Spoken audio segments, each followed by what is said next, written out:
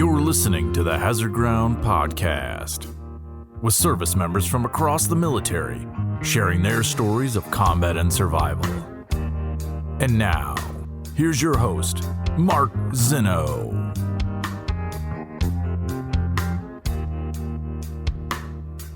Welcome into the Hazard Ground Podcast. As always, we appreciate you joining us each and every week. Before we get started with this week's episode, which is a return to COP Keating and the Battle of Kamdesh in Afghanistan. An amazing story. Many of you have asked us to continue to tell the story, so we will oblige. Before we get to that, just a couple of reminders. Continue the Apple reviews, guys. We are growing. It's getting better, but we need more help. We want to crack the top 100 Apple podcasts, and the only way we can do that is to get more ratings and more reviews. So please, if you're listening to this podcast via Apple Podcasts, you can go right to the page where our podcast is, give us a 5-star rating, write a short review. It doesn't have to be long, and send it in. If you're not listening to us on Apple Podcasts, just Google the Apple Podcast for us. Leave us a rating and a review as well. That certainly will help us out, and we can crack the top 100.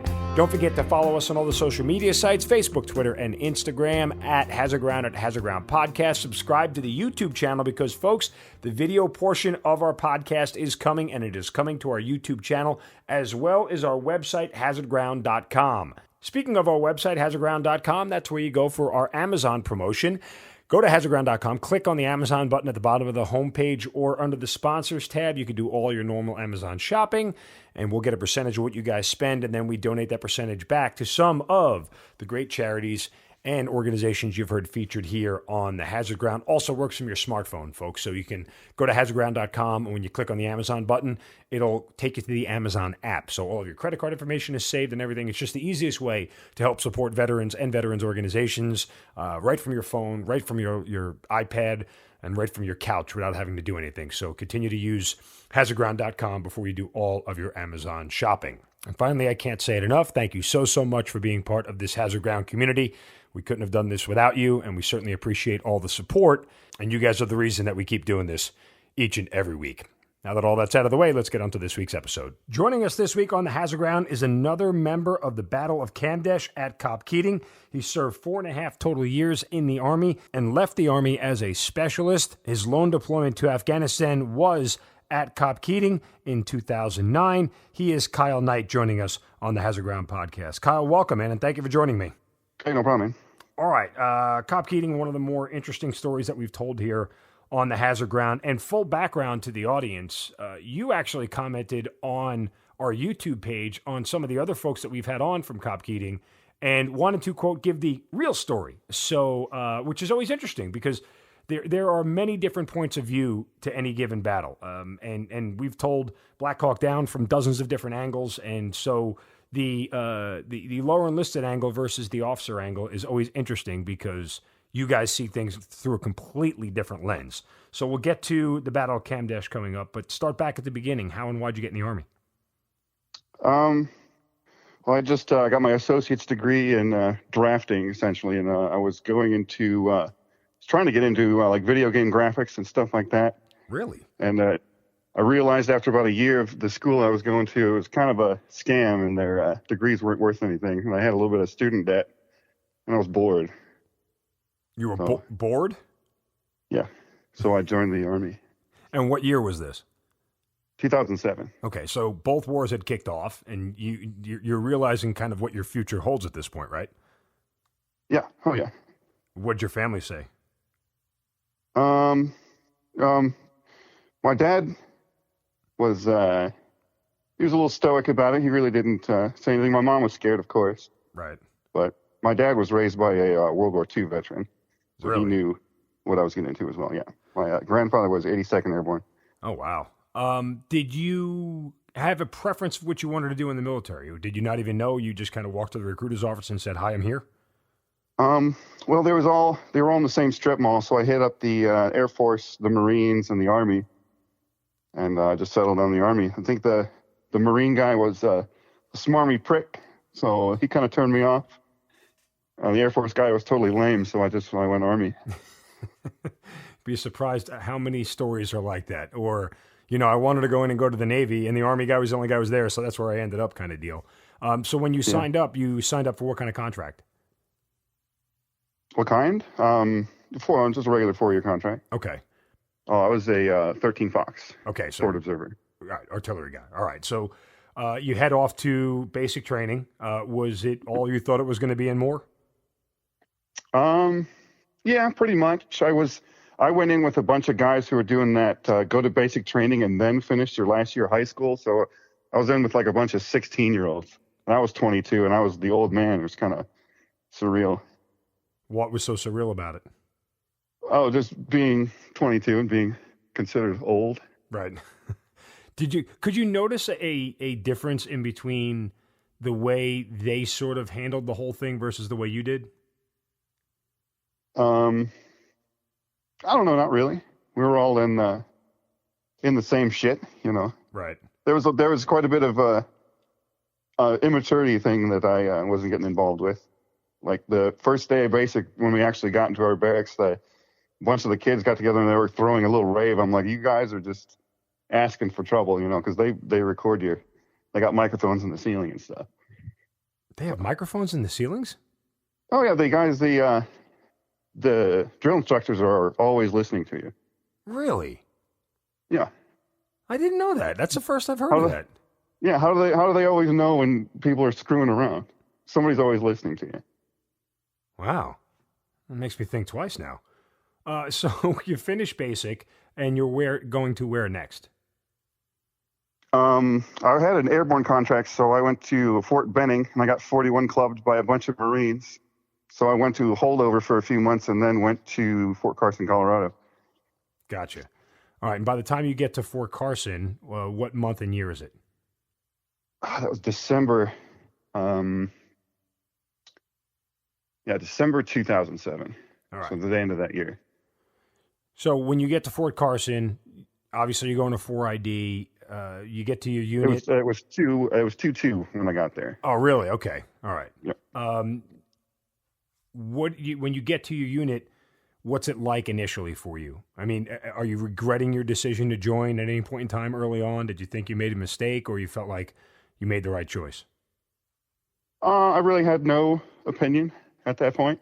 The unit was just coming back from Iraq, so I wasn't really doing much of anything. Mm-hmm. Just waiting for, flights to come in and we'd help get their bags and all their gear squared away. Did you have? So I was, go ahead. Did you have like any questions for the guys when they were getting back? What was it like? Or were you curious, or are you just kind of one of those folks who just kind of does what they're told and waits for what's next? Yeah, I don't pry into that. I don't want to be that guy. So what was combat like? Did you shoot a guy?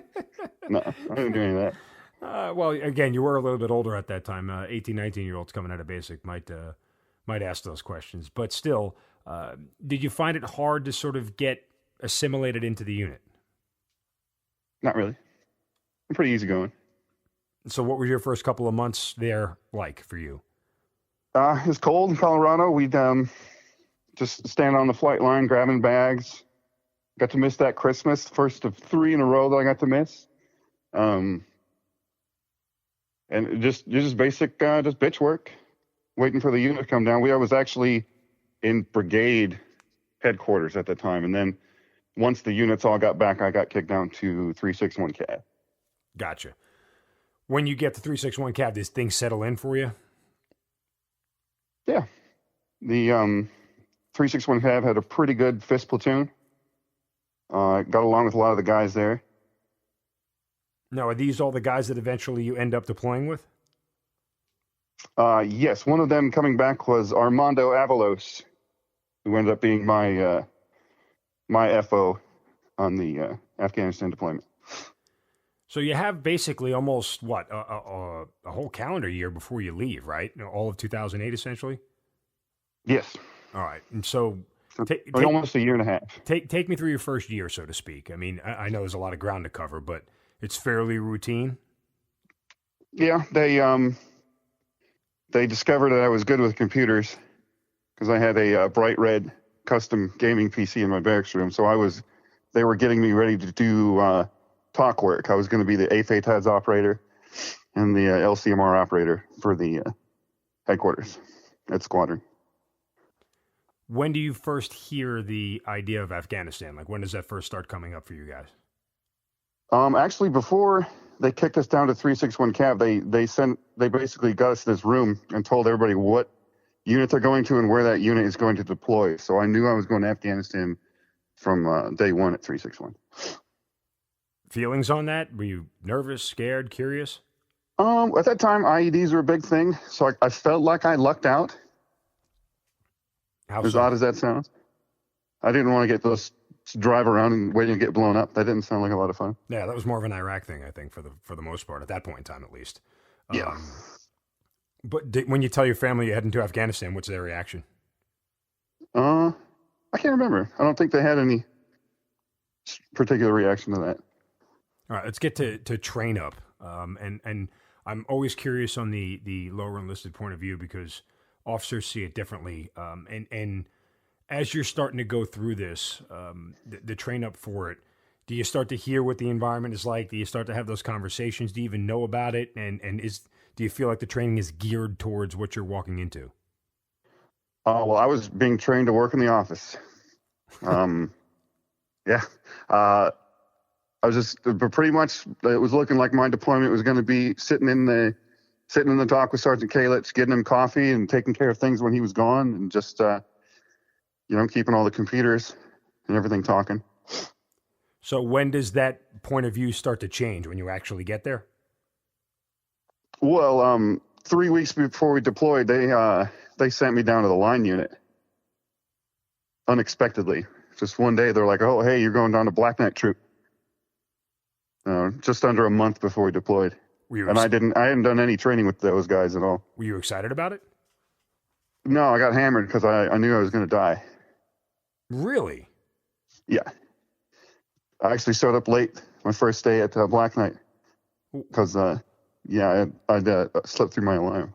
Why did you think you were going to die? Because it was Black Knight Troop. They didn't really have a stellar reputation. How so? It just seemed like a lot of fuck-ups went to Black Knight Troop. Did you think you were being punished in any size, way, shape, or form? No, when I asked them, they literally because I was the only one who did not have a PT profile in headquarters. And Sergeant Major said, well, we need able bodies on the line, so send in him. I guess I'm more curious of, you go out and you get drunk and you get wasted. No, I just got drunk in my barracks room. Well, that's what I mean. Yeah, I mean not to go out, but you. So you wake up the next morning. You said you were late for formation. Does it set in anymore? I mean, I'm just kind of curious your thoughts the morning after. I mean, not really. I was just a little depressed because what I was trained to do wasn't going to be what I was actually going to have to do my actual job that I trained in AIT for. Did you share those thoughts with anybody, family, friends, otherwise, that you thought you were going to die? I think I might have told my dad, like, I'm getting sent down the line. Yeah, I think I did. Like, I'm actually going to go to a combat zone rather than just on the big fob. Did he express any sort of different feelings or concerns? Oh, be careful and stuff. Good words of advice, Dad, right? Yeah. Okay, so 3 weeks out, you moved down to this line unit. Was it tough not only because you were doing a different job than what you were trained to do, or was it more tough just because you didn't know any of the guys? It actually wasn't that bad once I actually got in there and got to know a few people. I had known a few people prior to that, and first sergeant actually gave me the option to pick which FO I wanted to work with. And since I had worked with Avalos before, I went ahead and picked him, and that's how I got into Red Platoon. Gotcha. Okay. So 3 weeks go by, you get on a plane, and you're heading overseas. Do you know what your mission is before you get there? Do you know where you're going? Yes, they told us about COP Keating, and I looked it up online. I could find a couple pictures of it. They basically told us, don't worry about it. It's a pretty nice, safe spot. Well, that was a lie. Yeah. When you looked at the pictures, did you have any thoughts or anything? Did you have any? Did the pictures arouse any concerns? The pictures were all from above, pointing down. So it just looked like a nice little base next to a pristine river. Right. It doesn't really give you the full scope of what the surrounding terrain looks like. Yeah, I mean, and we talk about different vantage points because I remember talking to Andrew Bunderman and Stoney Portis, and those were, some of the leadership. You can't, I mean, tactically, you can't look at that base and go, this is a disgustingly bad decision. So, I mean, when you get on ground and you look around and you realize you're surrounded by mountains on all four sides, are you thinking, what the hell did they just do to us? No, I didn't. I didn't really. I remained, oblivious to those kind of things just for my own sanity. Just took it day by day. All right. So when you get on ground, and you're starting to do the, for the civilians listening, the RIP, the replacements in place, and going through this whole process, do you feel like you're in a spot where, even though, again, you weren't doing what you were trained to do, like you're comfortable? Yeah, I had confidence in our NCOs, and actually, I had a really good time at COP Keating. I liked it there. Really? Yeah. Minus the whole, battle itself? Yeah, I mean, I was pissed that they blew our base up because I'd have stayed there for the whole tour if I had the choice. Interesting. All right, we'll get to that. So when do you land in Afghanistan at COP Keating, like month? So we flew out in May, so it'd been late May 2009, thereabouts. And it took several weeks to actually get out there. Gotcha. Okay. So when you get down there, I mean, it's summertime, and you got, 3 or 4 months before the Battle of Kamdesh actually happens. What's life like every day out there for you, for the most part? Well, you'd have week on, week off, or, do you do a week of guard, and then you would do a week of patrols, and the guard was just a 3-hour shift. And I usually went to the ECP, mm-hmm. the front gate, or the stand-to truck. And so you're comfortable at this point? It's just fairly routine. What's the amount of enemy contact you're seeing on a routine basis over the summer? It's several times a week. You'd be out smoking a cigarette or, walking around, and some guy would jump up with an AK or a PKM or something, squirt off a few, launch a rocket, and run away. Do you ever get a sense in the buildup that you guys are in a compromised position at any point? I mean, they could sneak right up to the wire within 100 yards of you and shoot at you before you'd even knew they were there. So you were a little paranoid, but if, you can't let that go to your head. You gotta. No, but I mean, for somebody who, a couple of months ago was saying, I'm going to die here, blocking that out has got to be incredibly difficult, realizing that, you're imminently close on a routine basis to, being closely attacked or even overrun to a certain extent. After about a week of that, you stop giving a shit. Really? Yeah. Like you never had a conversation with any of your NCOs going, hey, Sarge, we're in a bad spot. Like, what are we going to do if something happens? I mean, you don't even have those sort of conversations with anybody? The NCOs kind of had those conversations among themselves. That's not something you really bring up as far, where I'm at. Cause I'm, not only am I just a Joe, but I'm also an attachment. So really my opinion doesn't matter. So I just kept to myself. So you don't think you like, if you would have brought up any input, it would have ever been something that they valued? No, what Cap Scout's going to take tactical advice from a fister? Okay. Yeah. I mean, that's fair. I don't think that way. If somebody says something of value, I listen because it causes me to think that of something maybe that I hadn't thought of. But as the months go on leading into the fall, in your opinion, does the sort of enemy amount of contact pick up? Not really. I guess it picked up during election time, but me and Jones and Mace got sent home on the first round of leave. So I was only there at the base for 2 months, and then they sent us home on leave. Wow. I know you didn't get much of a choice, but did you feel like it was too soon for you? Yeah, that, of course, it was, widely considered to be the shittiest possible time to take leave.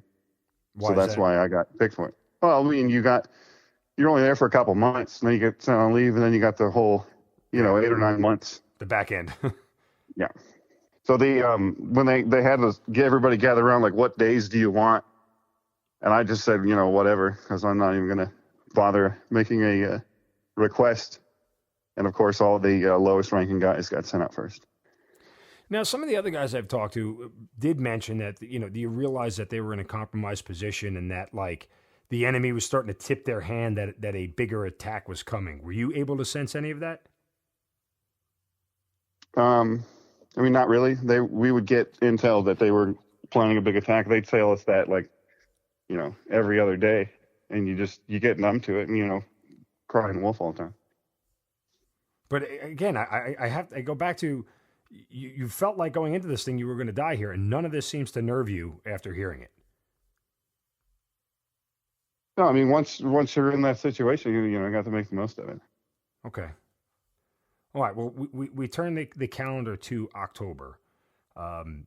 Couple of days before October 3rd. Does everything seem normal to you? Mm-hmm.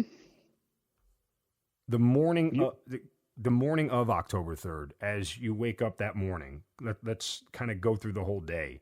Well, let me back up and just go the night before. Do you have guard duty the next morning or anything, or what? I had guard duty that morning. Actually, I was the shift before when the battle kicked off. Okay, which position? ECP. Okay. So you're at the front gate that eventually ends up being run through, correct? Yes. And funny story, the night before, I actually watched the film Zulu with Sergeant Gallegos. I'll never watch that movie again. Wow. So you get off of guard duty what time? I want to say like 4 a.m., something like that. And you go back to your bunk, I assume, your bed, and just kind of crash? Yeah, I was playing Civilization 4 on my laptop. Okay. At 6 a.m., the first shots start to get fired. So you have been, off duty for 2 hours right now. Where are you, and what do you remember? What do you hear? I was in my bunk. Incoming came in. It was a little heavier than we were used to. And then it didn't. Normally, it'd take a few rockets and it would let off. But they just, the rockets were continuous for like a minute as I'm getting my stuff on. Like, you could tell immediately that it was something else. And then Kirk came in to my little hooch there. He told me to grab the rocket launcher, which was not typical. And that cemented it. You grabbed the rocket launcher. What's your first thought? I don't know. Well, I really wasn't thinking. Just, we could just go to your assigned battle position. And what position was that for you? I was going to the ECP. Normally I would grab a radio as well for calls for fire, but there was none in the radio rack. So I just grabbed the rocket launcher and went. All right. And when you get outside and you start to see the scope of this thing happening, what's going through your head? Like, what do you realize when you start to see it? I just focused on the path I had to run. I didn't really look around. But you could tell from the volume of fire coming in. Like, every time you stepped out of cover, you were going to get a few near misses. And they were pretty close. Closer than usual. And you could tell they were shooting at you from all different directions, which was also unusual. What are some of the other guys around you saying at this point in time as things get kicked off? Well, we go into the ECP, the Shura building, which the ECP tower was built into the roof. And there was an A&A guy hiding in the stairwell going up to the ECP turret, which was unusual. And Kirk ran up to him. He's like, "Get out of there, you fucking pussy!" He grabs him by the collar and pulls him out of there. And so I go and look up into the ECP tower where Davidson should have been. And I'm like, why isn't anybody in the tower? So I start climbing up. And the minute I poke my head up there, just like 8 or 9 guys were just shooting at you, and like the fragments of bullets were bouncing around in there. There was like hot pieces of copper raining down. I'm like, well, fuck that. So I turned around and looked, and down at the bottom of the stairwell was this big streak of blood and some giant boots, because that's when Kirk got took out. Are you able to sort of process any of this at this point in time? I mean, or are you just kind of fight or flight sort of response here? Well, I knew we were going to need a stretcher after looking at him. So I ran back to the aid station. I didn't find one the first time. I ran back a couple times looking for one. Did you end up finding it or no? Yeah, I did eventually. Got it back there, and Doc Cordova was already there, doing first aid. So we got him loaded on, started carrying him back, and there was this bobcat in the way. There was a little pathway, a little snaking pathway you had to go through to get to the main fob or into the COP. And the guy, McFarland, who was driving the bobcat, had abandoned the vehicle at an angle. So it was a really narrow gap you had to go through. So as we're carrying Kirk back, I had to climb over the tires, and I got wedged between the two of them. And the guys kept running and pulled the stretcher out of my hand. And so it started to flop over, and Kirk started to roll off with Stan. I don't know how he did it, but he whipped around and grabbed the other one and just carried on. And so I got to see Kirk get, pulled away. And so I just turned around and went back to the ECP. And what'd you do when you got there? We were, standing around trying to see guys through the windows and stuff because I wasn't going to go back up in that turret. And Sergeant Days was there for some reason. And rocket came through the roof and knocked him on his ass. So we checked him for, see if he's wounded, picked him up, and then another rocket came through and knocked him on his ass. So we decided to fall back to the main COP area. So you're about, 30, 45 minutes into the fight at this point, right? That was 30 minutes. Yeah, it's about 30 minutes. I mean, does it feel like hours at this point? No sense of time is, it's your sense of time in a situation like that is not linear. It certainly felt like a lot longer. At any point, do you realize that your earliest feelings about being in this spot are dangerously close to coming true? I mean, yeah. Oh, yeah. I was scared shitless. I mean, do you, for somebody who keeps telling me they blocked everything out, I mean, did that overcome? Like, did you get overcome by that? It's not that I was just blocking things out. It's just getting shot at COP Keating was just normal. You could sit there and thinking about what if they overrun us. You could think about that all day and just work yourself into a fit. All right. So I just decided not to give a shit. All right, so you're back at the ECP. Volume of fire is still heavier than you've ever seen to this point. Oh, yeah. What's going on next for you? Well, I got back to my barracks and washed Kirk's brains off my arms and stuff. And that's when Hart went out to do volunteered to go out and recover or try to move that truck to support where Larson was. Mm-hmm. He was Elrez 2. And I could hear Gallegos's, some of his last radio transmissions were talking about taking effective fire and stuff. And so I'm like, well, I really don't have a job without a radio. So I just looked for the biggest gun I could and pointed it at the back door of the barracks, waiting for him to come in. And then what happened? Eventually I pushed out to the back side of the barracks. There was a trench there and set the machine gun up there. Okay. And that's when Romeshay did his push out, his counterattack. At this point, do you realize that there's enemy inside the wire? Oh yeah, Sergeant Days. It's in the movie where the guy says Charlie in the wire. The actual person who said that was this old black dude, this E6, who's just a strange man, and that's why he was saying Charlie in the wire, because he was from that kind of generation. Charlie meaning the Viet Cong. Charlie? Yeah, Viet Cong. Yeah, and the movie you're referring to, obviously, The Outpost.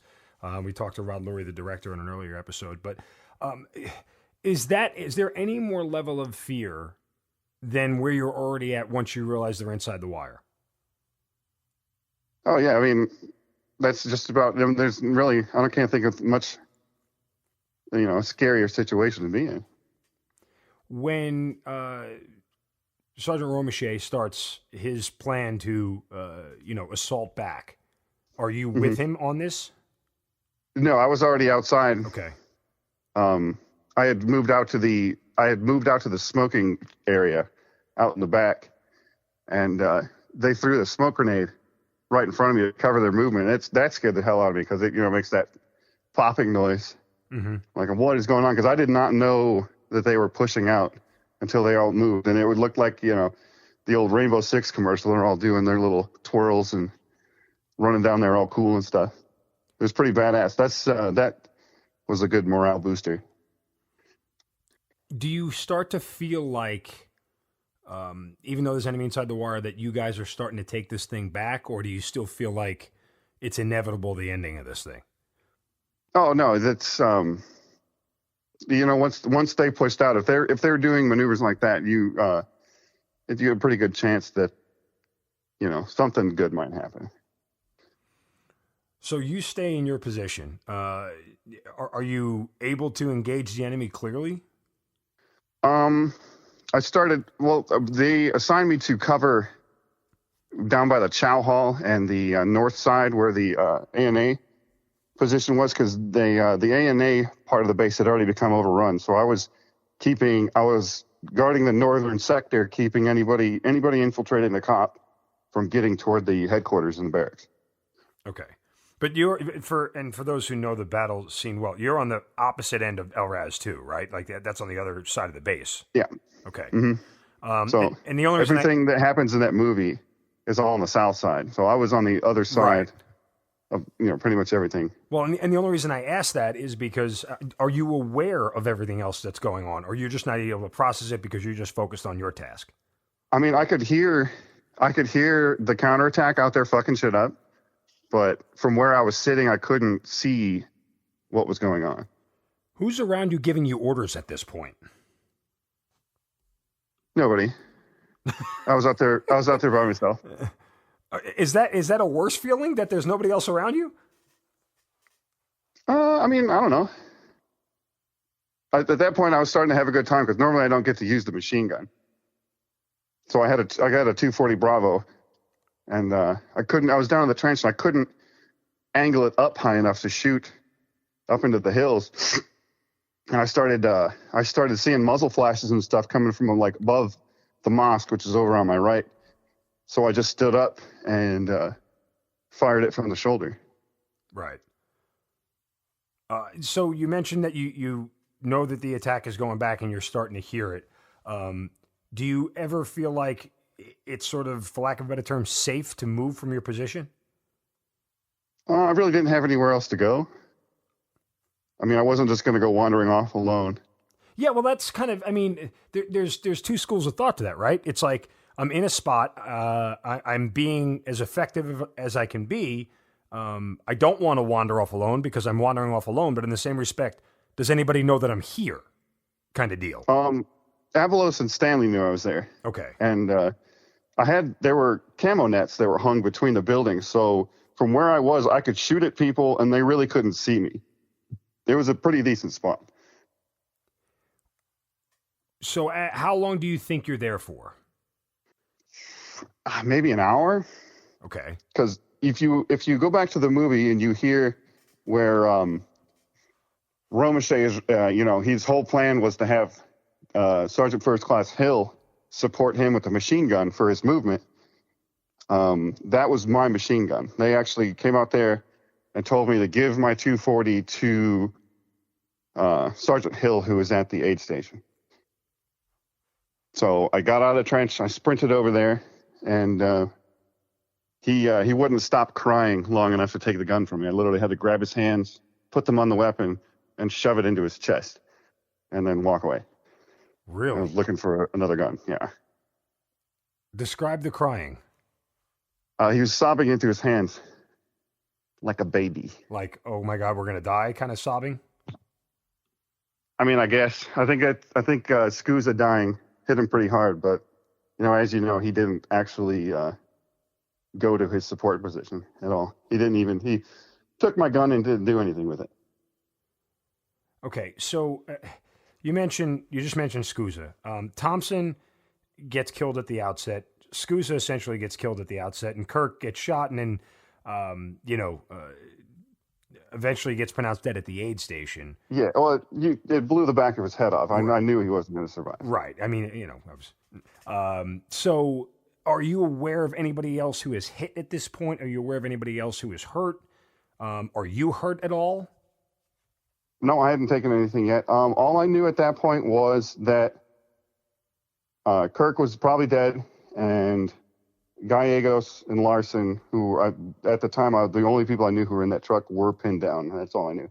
Right. And the pin down in the truck compared to your location was where? It would be kind of behind me and to my right, about 150 yards.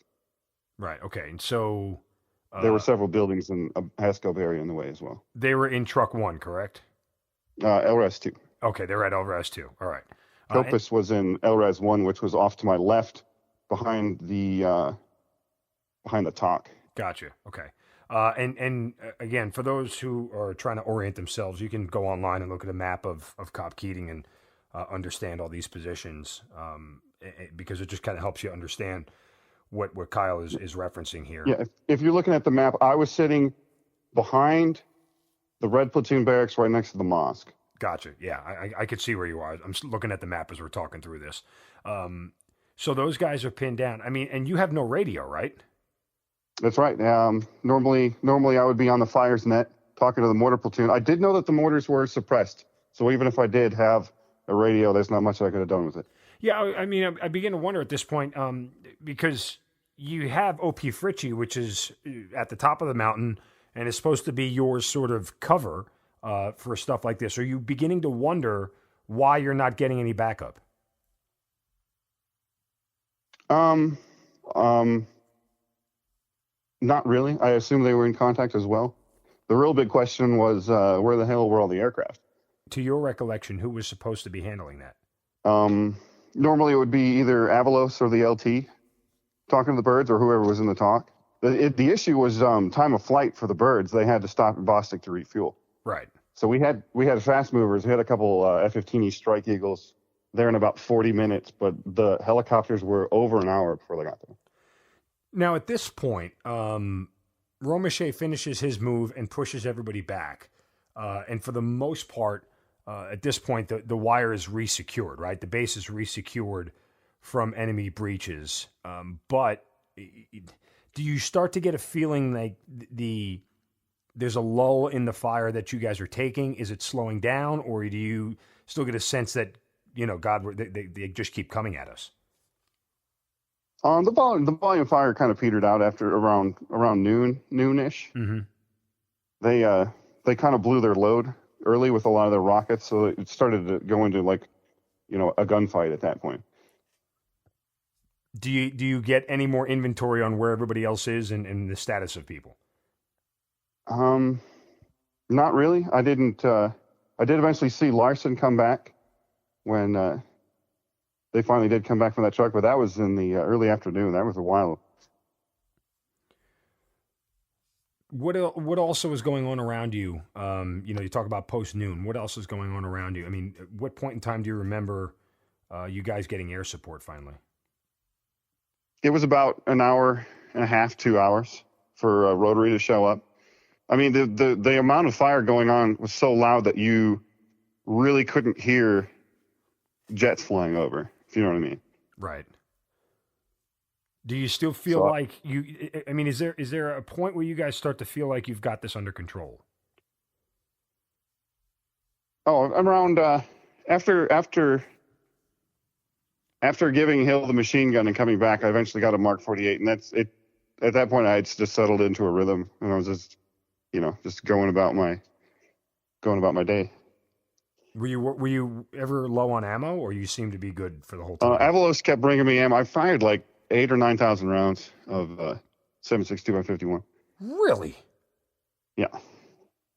How did your barrel not melt at that point? Well, I gave that 240 away, and then I got the Mark 48, and I was using controlled bursts. Okay. But I was firing bursts continuously because I could hear Copus firing his Mark 19 into the into the diving board. So every time he stopped shooting, I assumed he was reloading because I couldn't see him. So I would just spray his sector of fire, just keep him off him. Do you have an idea of how much enemy you encountered? No, I did not. I did not know a number until like the debrief.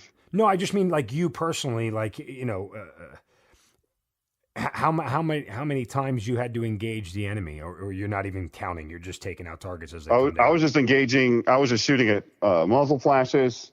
I was shooting known places that we knew they came from, their little favorite spots and stuff. And I was just firing suppression along the whole northeast or northwestern section. When do you finally come out of your position, like for good? Sergeant Harder came out and told us to push out to the chow hall. He was going to set up a string of sea wire to plug that hole. Mm-hmm. And so we, I think Greg and Davidson were with me. So me, Greg, and Davidson went and pushed out, and we cleared the chow hall and laid the sea wire. And then Harder ran away to do something else. I think he was supposed to stay there with us. I don't know. So you have your vantage point when you finally pull back. What time is it? Do you know? When I pull back, to the barracks? Like when you I mean, they reconstituted your defenses in front of you. When you finally pull back out of your position. Oh, I stayed out there till the sun went down. So Really? PRF got there. Yeah. Wow. And no one was around you the whole time. I mean, people kept going in and out, but you were just kind of there chilling. Avalos kept checking on me, bringing me Gatorade, cigarettes, and ammo. You had time to smoke? Oh, I smoked 3 packs, and I went through 2 cans of chew. It's amazing that you recall that much. Smoking and chew at the same time, huh? That's a tobacco. Oh, yeah. Rush. I had those pouches. I had 2 in my upper lip, 1 in my lower lip, and I was chain smoking the whole time. Oh, dear Lord. Ugh. That's awesome and disgusting all at the same time. Well, you do what you got to do. Yeah, no, listen, I mean, hey, for a short while during my first deployment, I started smoking. It just kind of gets the better of you, right? Anything to take the edge off, because booze isn't readily available. So when you say you're fine till the sun goes down, when you finally come off and the sun goes down and things are starting to get under control, do you get a sense of the amount of damage, or when do you get a sense of the amount of damage that's been done to not only your base, but in general to the rest of your platoon? Oh, I mean, they burned it down around our ears. We were taking cover in the chow hall, and the chow hall was on fire. We kept having to move because everywhere we were using as cover was burning down. Is that from mortar fire you're talking about? Just things landing in and blowing up? I don't know how they started the fires. I don't know if they started them by hand. People were saying that sometimes they would take the cap off an RPG-7, the hollow charge, and fill that with gasoline to make an improvised incendiary device. Mm-hmm. I don't know if that's true, but Blue Platoon barracks caught on fire, and all the ammo and stuff they had in there cooked off, and just kind of spread everything around. That's always a fun event. Yeah. Do you get a chance to go by the aid station at any point? I did not. Okay. Did you know where the list of people who was KIA at that point? Not until I got back to the barracks after the sun went down. And I didn't know if half of us were dead, or I had no clue. Did you have any assumptions? Did you think that the casualties were worse than what they ended up being, better, or did it matter? I don't know. I wasn't really making assumptions, no. Yeah, I mean, and the only reason I ask, I mean, just given that volume of fire, you have to wonder how anybody kind of survived. I mean, it's one of those things where there was just so much going on. I was more focused on my task at hand. Sure. When you finally do get all the names, what are your thoughts? What are your feelings? Well, we did lose our best NCOs, Kirk and Gallegos. So I really looked up to those guys a lot. Mm-hmm. And I didn't really know Hart too well. We kind of really didn't click or have any a deep conversation until a week before. And Mace was sad. Well, actually, when we got back to the base, and they finally medevac to Mace, we kind of were hopeful he was going to make it. because I was not aware of the extent of his injuries. Yeah, I mean, for some, I want to tread gently here. Mace tended to hit everybody a little bit harder for a variety of different reasons. And there were several people who have told me the same thing you did, that they all felt like once he got medevac, he was going to make, because he had survived for so long, right? I mean, let's just kind of put this chronologically in order for people. You know, Mace gets hit in the morning, and he isn't medevaced until somewhere around 10 o'clock at night, I think, right? And so he ends up going all the way back to Fob Bostic, and that's ultimately where he was pronounced dead. Do you get the word that night, or you have to wait till the morning to hear it? We didn't hear about it until the next morning. And when you get that word, what are you feeling? Well, that's the only time I ever saw Romache cry. Well, up until that point, you know, I was pretty just like emotionally dull at that point. I really didn't feel anything. Is there a point, at any point down the road, where all that emotion finally hits you? Yeah, later that day, I went off and had a little, off in the corner and had a little sob to myself. Why'd you do it by yourself? Oh, you don't want people seeing that shit. Why? Not in Red Platoon. Why? You don't want to look like a punk. Well, given all you guys had went through, you think anybody would have thought you were a punk at that point? I mean, you were all sort of, to a certain extent, lucky to be alive, no? Yeah, I mean, it's just it's private. Sure. No, I can respect that. I can understand. I get the sense that this was a group that was fairly tight for the most part. Most of the guys were tight with each other.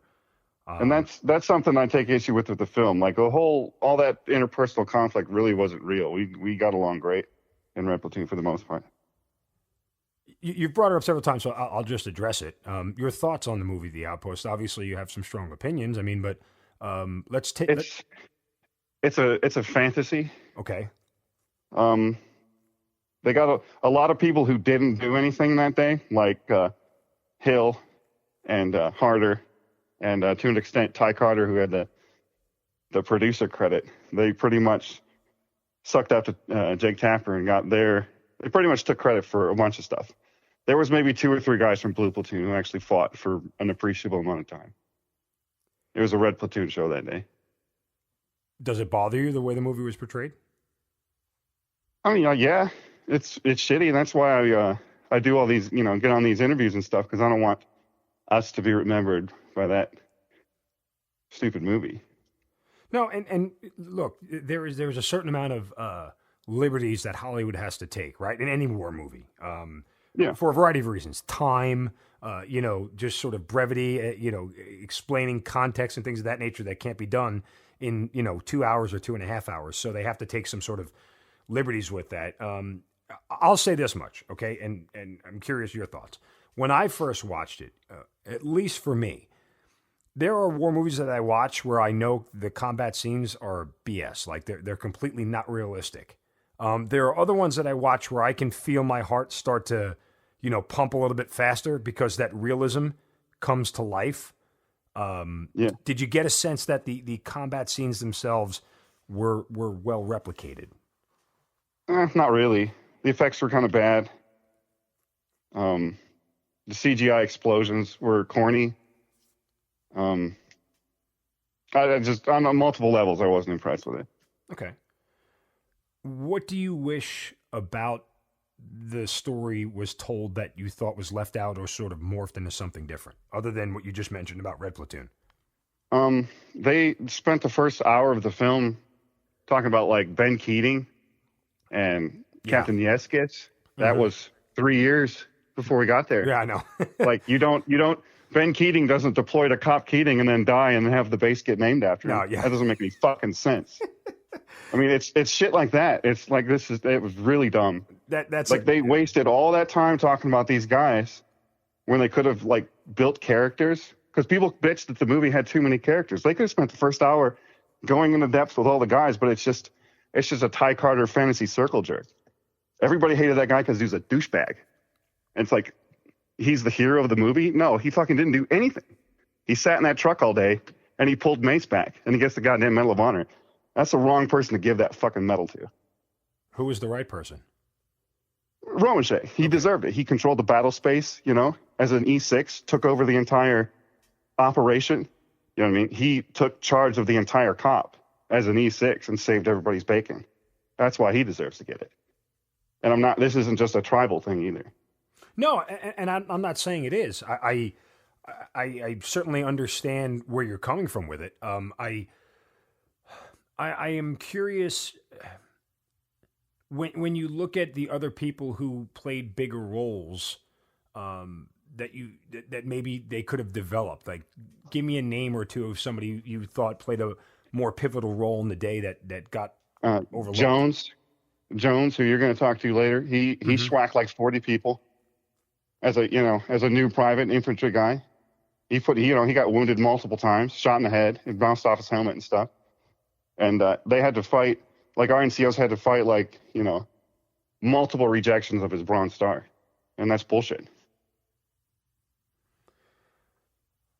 People literally said no PFC deserves a Bronze Star. Well, that's just he did a good chunk of the killing that day. Do you feel I'll ask just bluntly, do you feel underappreciated about what you did that day? Oh, I'm not seeking any sort of recognition. No, I'm not saying you are. I don't mean for it to come off that way. I guess what I'm saying is I didn't do anything special. You know what I mean? Well, doing your job and keeping other people alive is special. It doesn't always make it noteworthy per se, but you played a role that was pivotally important in keeping other people alive. So I don't want to underscore.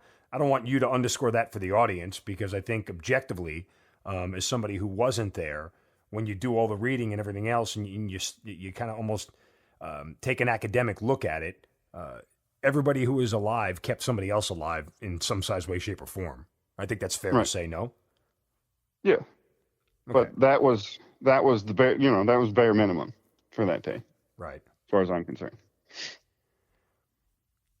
How do you think the rest of the guys in the platoon, and I'm not asking you to speak for them, but do you feel like there's a general consensus? Your thoughts are sort of the way a lot of guys feel? Yeah, pretty much in Red Platoon, yeah. Why do you think the story gets told the way it does? Because none of us really talked to Jake Tapper, and a lot of guys from Blue Platoon saw that as their opportunity to take a lot of credit for stuff they didn't necessarily do. Was there a rival between the platoons? Any rivalry at all? Or? Oh, yeah. Blue Platoon sucks. Blue Platoon sucks. There was a couple good guys in there.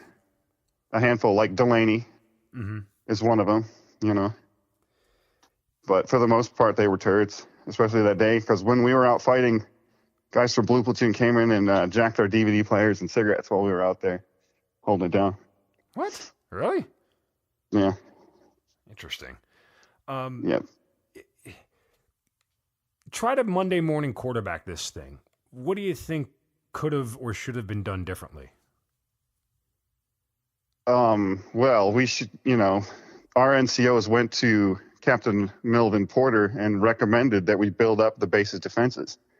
And since he knew that we were going to be back, shutting down the base anyway, he just said, nah, don't do it.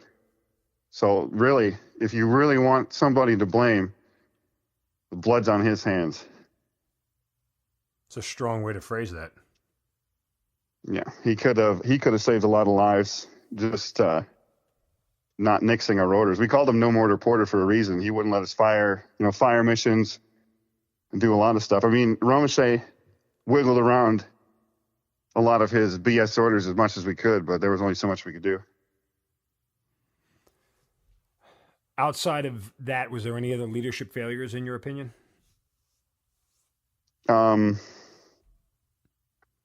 I've seen some senior NCOs who should have known better now not do what they were supposed to do. Hill, for one. Just I mean, I can't praise the Red Platoon NCOs enough. We had the best guys, and that was a fact. And you could see from our casualty, you know, who took the most casualties, who was actually doing the most of the fighting. Yeah. You're several years removed from the battle, and let me just, for the audience sake, after this deployment, you're kind of done, right? I mean, you go back and you finish out your time, and you end up getting out of the military. Yeah. How much of this? I mean, I can hear the passion and energy in your voice. How much of this still stays with you on a daily basis? Oh, Red Platoon, we have a platoon group text message. I talk about this stuff every day. In what sort of manner? Like when you say I talk you know, about we this just stuff. bullshit and we bullshit and reminisce and keep each other's memories alive, you know, because a lot of that stuff you forget. And somebody will be telling a story and you'll be like, oh yeah, I remember that. I was there. It's crazy how much there was so much action packed into that one deployment that, you know, I could talk about it for, you know, 5-6 hours and not even scratch the surface. Is it fair to say? I mean, it sounds foolish when I run the sentence in my head, so I know it's going to come out even dumber when I say it out loud. But when you say there was so many things that happened on the deployment, do the rest of those things get swallowed up by the Battle of Kamdesh that one day, October 3rd? I mean, not really. That wasn't the first or the last time we got in some serious trouble out there. Well, the base was blown up, 2 days later, 3 days later? You guys were out of there, correct? Yeah, we went to Bostic and did route clearance in the MRAPs. When the base was ultimately destroyed afterwards, did you have any feelings towards it? Was it good riddance for you, or was there any sort of sadness, or what?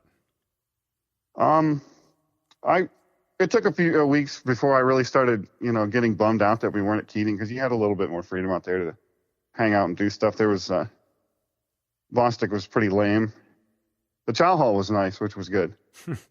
And they had, you know, decent shower facilities. I think I was taking a shower like once a month at Keating because I wasn't about to get shot butt naked in the shower. So I let myself get pretty ripe before I would venture out there. You didn't get any guff from any of the guys on the platoon about stinking it up? I mean, we all smell bad, so they can just bite me. You know, when you hear the names now and you rattle them off, you know, Thompson, Scusa, Martin, Gallegos, you know, Kirk, obviously, Mace. What sort of feelings and everything comes up in your head? I miss Kirk a lot and Gallegos. They really, when I talk about, like, you know, not giving a shit and not being scared there, those are the guys who built up my confidence and made me into a better soldier. Like, Kirk would always encourage, like, extreme aggression, and he would do a bunch of crazy stuff in firefights, like jump from roof to roof and on top of buildings and stuff and just act like a crazy man launching grenades. And so you wanted to be like him. He was, in my opinion, like, Sergeant Kirk was like the ultimate soldier. He was a badass. And seeing him get whacked right there at the beginning really took me out for a minute. It took me a good 10, 15 minutes to recover from that. Because, you know, when the guy you look up to the most, the guy you always wanted to be next to in the firefight gets took out right there at the beginning, it really set the tone for the rest of the day. Outside of him as an NCO, what do you miss about him as a person? He's just a badass. He's just a cool dude. He, I don't know. It's just because a lot of times in the Army, especially in 361, like, NCOs just treated you like shit for the most part, like you were a dumbass. But he never, unless you did something really stupid, he wouldn't just get in your ass. He's fair and reasonable. And Gallegos too. Like, he didn't. And not everybody had the same experience with these two guys, but from where I was, like, if I got in trouble, if I could give them a good enough explanation to satisfy them, they wouldn't just fuck with me for no reason. Right. What was, as I mentioned before, you get out of the military after 4.5 years. If things had gone different at COP Keating, do you think you would have stayed, or? I really can't answer that. I have no idea. That's a tough question. All right, let me rephrase the question. COP Keating was the sole reason. What, like the events of that would happen there was the reason you got out? You said I've had enough, and that was it. Well, I mean, we came back from that and went right back into just being treated like dumbass kids. You know what I mean? And I couldn't take that anymore, because I couldn't take some, E7 or sergeant major who has a fraction of the combat experience I do, criticizing my uniform. I hadn't really had enough of that shit. Yeah. Did you know what you wanted to do when you got out? Yeah, just go play video games. How's that working out for you? That's all I ever wanted to do from the beginning. How's that working out for you? Great. I retired at the age of 26, and I've been playing video games ever since. Hey, listen, it's popular. I can't hate on it. Physically, are you okay from the deployment? I mean, any sustained injuries or anything that's still lingering? I broke or severely sprained both my ankles later on in the deployment. Those still bother me, and my back is a little jacked up, but I didn't get wounded. I don't have a Purple Heart or anything. When you think back about the leadership on that deployment, pick a couple of words just to characterize them, a couple of adjectives. The officers or the NCOs? Let's start with the officers. The LT was okay, I guess. He was younger than me, and he has like a bachelor's degree in like business or something.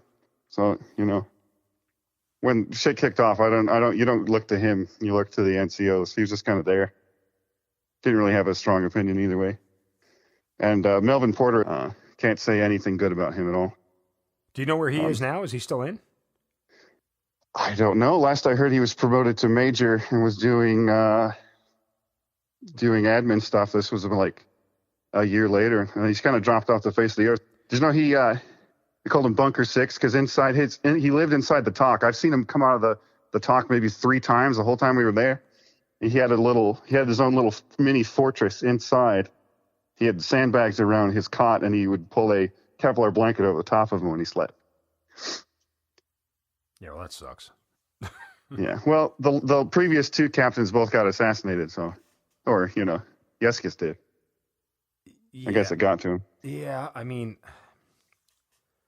I don't know. I've always sort of taken the approach, and again, I don't know Porter at all. I've never met him, obviously, but I've always enjoyed more being with the people I lead than creating my own little comfort space. You would think that, but I think he knew that he was getting replaced soon and just was desperate not to die. That was like his whole motivation for, like, it colored every decision he made. It's like, how is this going to affect my chances of survival? That's why he wouldn't let us like mortar stuff. He was afraid of like reprisals and things like that. So he pretty much castrated us so that he could get out of there alive. No, but none of the NCOs complained. They didn't take it up higher, or? Oh yeah, they complained to him all the time. No, not to him. I mean above him. Oh yeah, we bitched to. Well, I don't know. That's something you got to ask them, I guess. Yeah, I mean, I'm just, it's that kind of whole thing when you just see something out of place, you got to point it out routinely, right? I mean, at least I would think. Yeah. Yeah, I mean, we would talk shit about him behind his back all the time. I know that. Yeah, I always worry about that as an officer. Even if you're the best officer in the world, it's not going to. Exactly. It's part of the territory. You're never going to escape it. I just try to think about the things that people I'd say about other people and wonder if it's being said about me. So I guess that's fair. The NCOs, I know you've spoken glowingly of them, but did they do anything you thought was questionable at any point in time? And I don't mean from a leadership standpoint, like just, decisions as far as things in battle or whatever else when they were in contact or whatever, anything like that? No, you could, Kirk, Gallegos, Romeshay, Stanley, if they said something, you could do what they said with 100% confidence. I have complete faith in those guys. There have been several documentaries made on this thing. Let me ask you first. I don't think you've been in any of them, have you? Nope. Any reason why you think? I was never asked. Oh, okay. Why do you think you were never asked? Well, I'm just a little guy. Well, there are a lot of little guys who spoke. I mean, there were other lower enlisted who had words in these things, right? Which documentary are you talking about? Well, I think there are a couple of them. I mean, I've seen the, I think 2020 or CBS News did one on it. These short little minute clips, and obviously the movie. But then there has been there was that Medal of Honor thing on Netflix. I don't know if you've ever seen that. Yeah. What was Jones in that one? I think he was in that one. I think so. Yeah. Romachet likes Jones. That's how he ended up there. Oh, okay. Yeah. But well, I'm barely in the book, and I really didn't talk to Jake Tapper much, so I really never, up until recently, I haven't been involved in any of the media stuff. Yeah, and I'm not assuming that you were looking for any sort of glory or pat on the back or anything. I just you have a very unabashed point of view, and I'm sure it would have provided more context to a lot of these things that went on. And it almost seems like, and we tend to do this when we as in America, put these stories together, because it goes a lot better when everybody is, all for the one guy and we're all on the same team and everybody feels good. We don't like to hear the dissension in the room. So I'm just curious. That might be a reason. I think Jake Tapper cottoned on to the fact that we didn't like the way his story, his little narrative was going. Mm-hmm. So, to protect that, I don't think he. Well, it's hard to sell the emotion behind it when there are people who disagree with it, right? I mean, and I don't think what bothers me, I guess, from what you're telling me, and again, we'll continue to speak to people about this from Red Platoon on the Hazard Ground, but that the idea that you're not the lone wolf in this, right? Like, you're not the only one who feels this way, and so it almost seems deliberate to a certain extent to leave certain voices out. I guess that's kind of what I was going for. Yeah, that's definitely what's going on. Forget the movie for a second. I think historically, do we say the right things about the Battle of Kamdesh?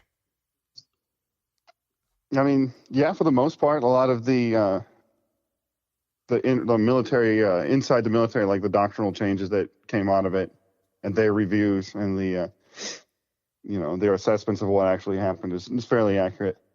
There were leadership failures, a cascade of leadership failures led up to it, starting at the asshole who set the base up in the first place, on down to not letting us build it up. Well, I wonder, I mean, it's funny that now, as we got deeper into the conversation, cascade of leadership failures, including the base being set up. When I asked you earlier about the base being there, you're like, no, well, that's where it was. It was just there. You didn't think anything about it. Because again, I mean, I look at it when I can't think of anybody who I have ever spoken to who's been in combat, any legitimate combat, who looks at that base and goes, this is a great idea. Like, it was doomed to fail from the start. Yeah, well, I guess the idea was they could use it to control the road, but after Homeboy rolled his truck off the thing, they just closed the road. Yeah. And then it was an operation of let's continue existing. Well, and the other thing it looks bad to give up ground. Yes, but the other thing they said too was a way to control work with the local population, right? Like, that was the other goal, which we'll just give them bribes so they won't shoot at us. Pretty much what that was. Strategically was a failure regardless, right? I mean, you could argue holistically in Afghanistan, working with the tribes was a failure. It wasn't going to get you anywhere. So, again, different discussion for a different day, but. I kind of wonder, any sort of regret at all about the way anything went down? Like, when you look back during the battle? Well, I wish I could have. There's some things I could have done. Like, if I had, I might have been able to prevent Kirk getting taken out had I know what was really going on. But I've had to forgive myself for a lot of that shit, and my biggest regret was not like doing something cool, like going out and on Romachet's push out or whacking more people. The area I was in was pretty quiet compared to a lot of like what Jones and them guys were doing. So I'd have liked to have gotten a little more involved in the action, but Did is what it is. Romeshay not ask you to go out, or he just told you to stay there? I was already outside the building with the machine gun. Okay.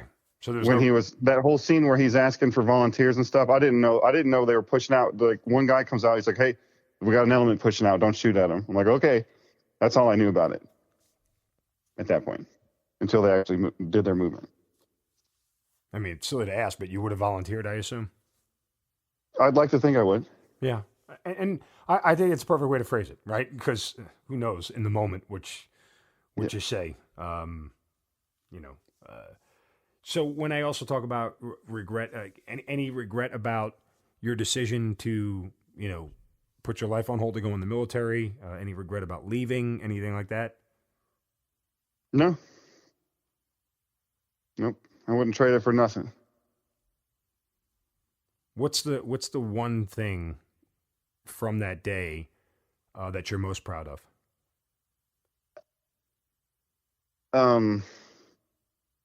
Like I didn't hide under my bed like some people. I actually stayed out there the whole day. Like I don't have to, feel ashamed because I didn't do anything because I was too scared. And I mean, I've seen people who acted like the biggest badasses on the planet in garrison completely just shit the bed and do nothing. Yep. The whole day. Yeah.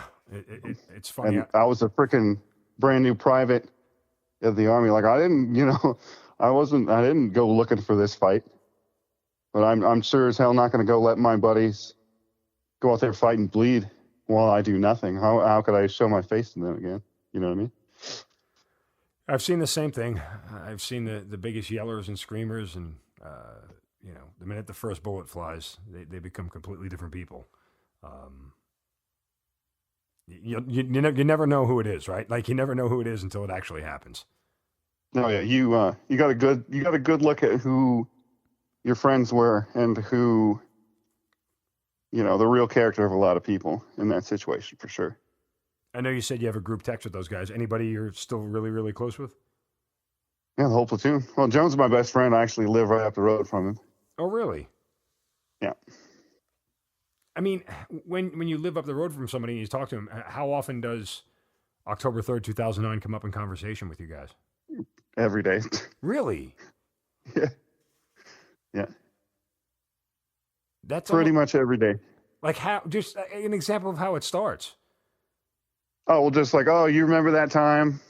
It's more the whole deployment, but yeah, that's one of it. We just tell each other the same freaking stories over and over again. That's why I can just rattle all this stuff off. It's because, we've gone over it and over it and over it ad nauseum. How do you want people to remember Kyle Knight as far as this deployment, this battle is concerned? I mean, all I really care about is I hope Kirk's proud of me, pretty much. Well, I'm sure he is. You have given an account of the battle that I have not heard before, a point of view that I have not heard before. But I appreciate you being honest about it. I appreciate your feelings and certainly respect them. And I wish that more of people of your ilk would tell their story, right? Because I think it's important. It provides a lot of context because I don't care what story we tell, none of it ever is perfect, right? There never is anything that is such a storybook finish that everybody wins in. That's just not the way it goes. That's not realistic. It's not life. A lot of those guys, I see them crop up on the internet, and they tend to sugarcoat things a lot. I don't really appreciate that. I try to pride myself on my honesty, and I don't see any reason to make it look any worse or better than it was. No, because it's ugly.